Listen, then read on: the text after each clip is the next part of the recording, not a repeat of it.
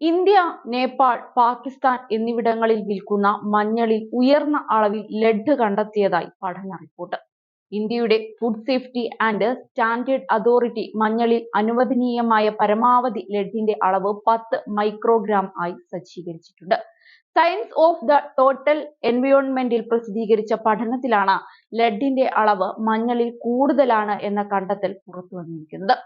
India, Pakistan, Sri Lanka, Nepal എന്നിവിടങ്ങളിലെ 23 നഗരങ്ങളിൽ നിന്നുള്ള മഞ്ഞളാണ് പഠനത്തിന് വിധേയമാക്കിയത്. ഏകദേശം 14% സാമ്പിളുകളിൽ ലെഡ് സാന്ദ്രത 2 മൈക്രോഗ്രാം കവിഞ്ഞു എന്നാണ് പഠനത്തിൽ പറയുന്നത്. ലെഡ് അമിതമായാൽ എല്ലുകളിൽ അടിഞ്ഞുകൂടിയും മറ്റും ശരീരത്തിന്റെ അവശ്യ പ്രവർത്തനങ്ങളെ തടസ്സപ്പെടുത്തിയേക്കും.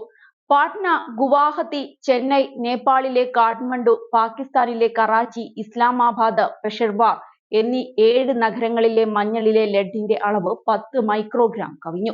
പട്നയിലെ മഞ്ഞളിൽ 2274 മൈക്രോഗ്രാം ലെഡാണ് അടങ്ങിയിരിക്കുന്നത്. ഗുവാഹത്തിയിലെ മഞ്ഞളിൽ 127 മൈക്രോഗ്രാം ലെഡാണ് അടങ്ങിയിരിക്കുന്നത്. അതേസമയം പാക്ക് ചെയ്തതും ബ്രാൻഡഡ് ആയതുമായ മഞ്ഞൾ ഉൽപ്പന്നങ്ങളിൽ താരതമ്യേന കുറഞ്ഞ ലെഡ് സാന്ദ്രതയാണ് ഉള്ളത്.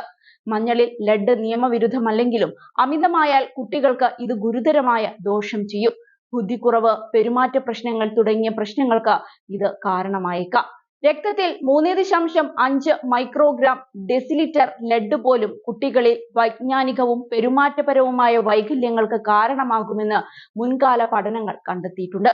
ലോകമെമ്പാടും 800 ദശലക്ഷത്തിലധികം കുട്ടികളിൽ രക്തത്തിലെ ലെഡിന്റെ അളവ് സുരക്ഷിതമായ പരിധിയേക്കാൾ കൂടുതലാണെന്നാണ് കണക്കാക്കപ്പെടുന്നത്. പെയിന്റ് പോലുള്ള വ്യാവസായിക ഉൽപ്പന്നങ്ങളിൽ സാധാരണയായി ഉപയോഗിക്കുന്ന മഞ്ഞ പിഗ്മെന്റായ ലെഡ് ക്രോമേറ്റ് ആണ് പലപ്പോഴും മഞ്ഞളുകളിൽ ചേർക്കുന്നത്. മഞ്ഞളിൽ നിറം കൂട്ടാനാണ് ഇത് ഉപയോഗിക്കുന്നത്. ബംഗ്ലാദേശിലെ മഞ്ഞൾ വിതരണ ശൃംഖലയെക്കുറിച്ചുള്ള അന്വേഷണങ്ങളിൽ ഗുണനിലവാരം കുറഞ്ഞ മഞ്ഞൾ വേരുകളിൽ ലെഡ് ക്രോമേറ്റ് ചേർക്കുന്നു എന്ന് കണ്ടെത്തിയിരുന്നു. പണ്ട് കാലത്ത് വിഷാംശങ്ങൾ ഒഴിവാക്കുന്നതിന് മഞ്ഞൾ ഉപയോഗിക്കാറുണ്ടായിരുന്നു.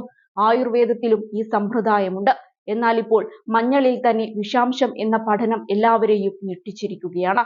നാം ദിവസേന കഴിക്കുന്ന ഓരോ ഭക്ഷ്യസാധനങ്ങളിലും വിഷാംശം അടങ്ങിയിട്ടുണ്ട്. ഒന്നും വിശ്വസിച്ച് കഴിക്കാൻ പറ്റാത്ത അവസ്ഥയാണ് ഇപ്പോൾ ഉള്ളത്.